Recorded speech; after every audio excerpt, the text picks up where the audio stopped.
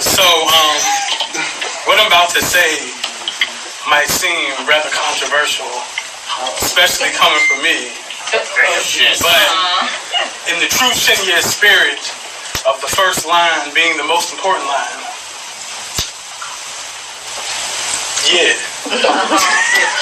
there's a myth. Stop it. We can't. No one in the room except for us knows what the hell you just said or would understand. But that was great. There's a myth that words have power. I say it's a myth because I believe that words have the power that we give to them. Absolutely. The words are the conduit for the power that we already possess. And when you talk about Chin-yer, you're talking about someone who cares so much about the words because of what's being channeled into them. Her relationship with words is very akin to her relationship with people. She cares a lot about you, and she cares a lot about how quality you are and what you put forth. And so her focus on words is like her focus on people and on relationships with individuals. And Chin-yer will obsess over one line in the same way that she will obsess over her relationship with people to make sure that it's right, to make sure that that line is okay and as good as it can possibly be, to put as much power into those words as is coming from the individual. Page and stage often gets talked about.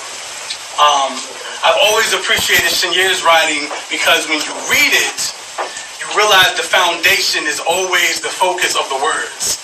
Chin-yer has helped to put on some amazing poetry and artistic events that showcase what artists can do on stage.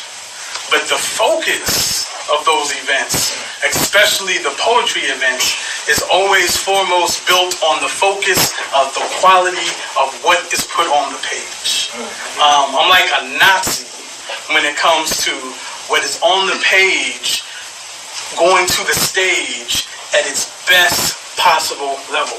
And when you read Chin-yer's work, you see that process taken to its extreme. If you've ever attended Word War, you see what it is like when the words take the full focus.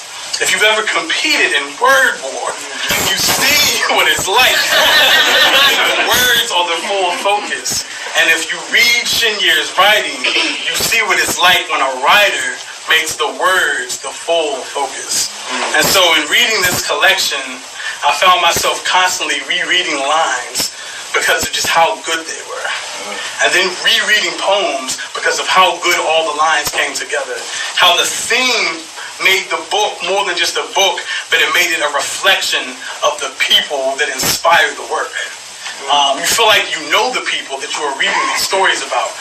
And you feel like fairy tales aren't fake because of the realness of the words, because of the realness of the stories. But it's one thing to talk about really visceral stories and process really intense experiences. It's another thing to do justice to what those experiences has caused by making the writing the best that it can possibly be. And I promise you, that is what happens when you read Chin-yer's work. I've always been like, it's not enough just to talk about the shit. You must do justice to all that the shit has caused by talking about the shit as good as we can possibly talk about the shit. Yeah. And Chin-yer's work is the shit. Okay. That's pretty good. See how they can't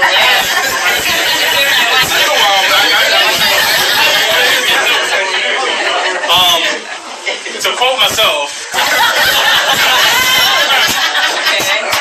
poems are often like people who won't look you in the eye. Wow. Because very often, you say that again? Poems are often like people who won't look you in the eye. Because very often as poets, poets, we use the poem as a security shield between us and what is really happening. Wow. But in this book, there's no security shield. There's just the truth. And then it challenges you to not just read the story, but try to come up with the solutions to write a better ending. You don't just get the good ending. That's too easy. That's not realistic. It's like, okay, we know these stories. We know these realities. We see them every day, but we're part of the story. So how do we write the better ending? And so for me, that's why the collection is so important. And so when you look at these black fairy tales, think about black magic in a way that black magic is not something negative, but something infinite, something with endless possibility. That if we can take on these narratives with our pen and present them at their highest point of actual poetic performance, writing, and the foundation of what we need the world to understand, then how can we be a part of this narrative in a way that creates better versions of things? And so for me, Chin-yer is not someone who's obsessed with words because words are cool. Chin-yer is obsessed with words because the power of people can be put into words. And so when I read Chin-yer's work, I see black magic coming to life because I see alchemy. I see someone applying the importance of human relationship to her relationship with her writing. If I could state a moment in time that reminds me of how Chin-yer writes, it would be in the summertime.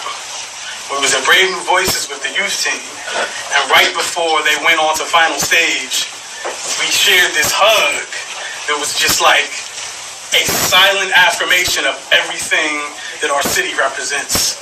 And so when you dig into this collection of work by Chin-yer Wright, you are receiving a verbal hug of that kind. The kind where the words are not the power. The power is in you engaging the words. You hug these words, and they hug you back because of who you are. So, give it up for Chin-yer Wright.